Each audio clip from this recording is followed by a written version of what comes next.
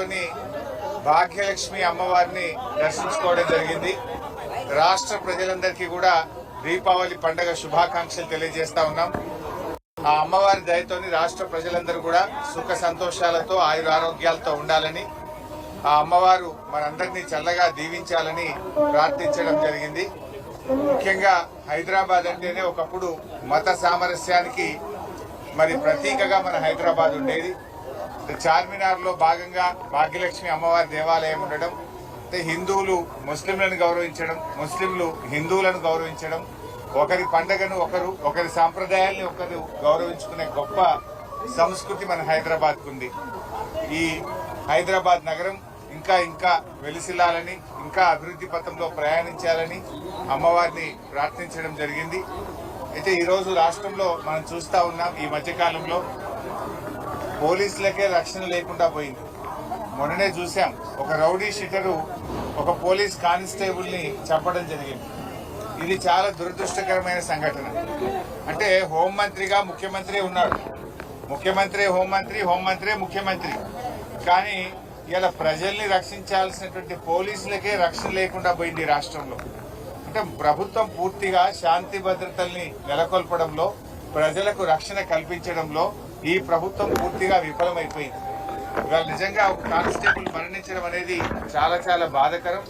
ఆ కుటుంబానికి మరి ప్రభుత్వం అన్ని రకాలుగా ఆదుకోవాలని, వారి కుటుంబ సభ్యుల్ని మరి ప్రభుత్వ ఉద్యోగంతో పాటు వారిని అన్ని రకాలుగా ప్రభుత్వం ఆ కుటుంబానికి అండగా ఉండాలని కూడా మేము ప్రభుత్వాన్ని డిమాండ్ చేస్తా ఉన్నాం.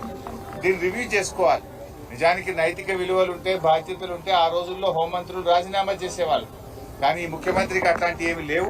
ఇవాళ ఈ రాష్ట్రంలో శాంతి భద్రతలు తగ్గిపోయి గుండాల రాజ్యం వస్తా ఉంది ఎక్కడ చూసినా కూడా. ఇలా ఇది అంతా కూడా కంట్రోల్ చేయాల్సినటువంటి అవసరం ఉంది. మరి పోలీసులు ఇలా ప్రజల ప్రాణ మాన రక్షణను కల్పించేటువంటి పోలీసులకు ఇలా రక్షణ లేని పరిస్థితులు ఈ రాష్ట్రంలో ఏర్పడడం అనేది చాలా దురదృష్టకరం.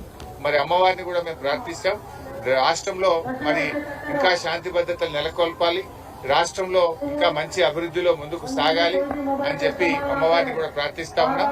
మరి ఎంతో పురాతన చరిత్ర కలిగినటువంటి భాగ్యలక్ష్మి అమ్మవారిని ఈ రోజు దర్శించుకోవడం చాలా సంతోషంగా ఉంది.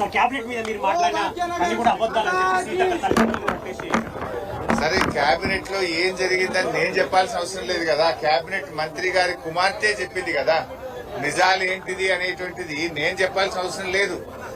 మంత్రివర్గ కుటుంబ సభ్యులే ఉన్న విషయాలన్నీ కూడా బయట పెట్టారు. ముందు దాని మీద వాళ్ళకి సమాధానం చెప్పమనండి. గన్ను ఎవరు తెచ్చారో సమాధానం చెప్పమనండి. ఇవాళ ఎందుకు పారిశ్రామికవేత్తలకు తుపాకులు పెట్టి అక్రమ వసూళ్లు చేస్తున్నారో దానికి సమాధానం చెప్పండి.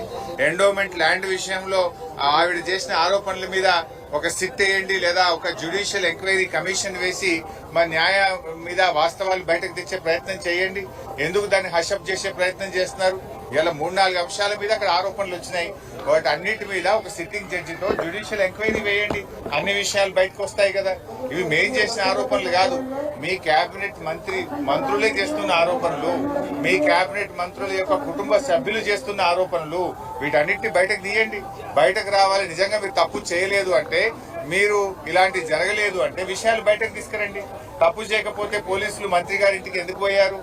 తప్పు చేయకపోతే మంత్రి గారి కుమార్తె ముఖ్యమంత్రి సన్నిహితులే సెటిల్మెంట్ చేశారని చేసే ఆరోపణ మీద ప్రభుత్వం ఎందుకు సమాధానం చెప్తలేదు? ఇలా హైదరాబాద్ గుండా రాజ్యంగా మార్చారు.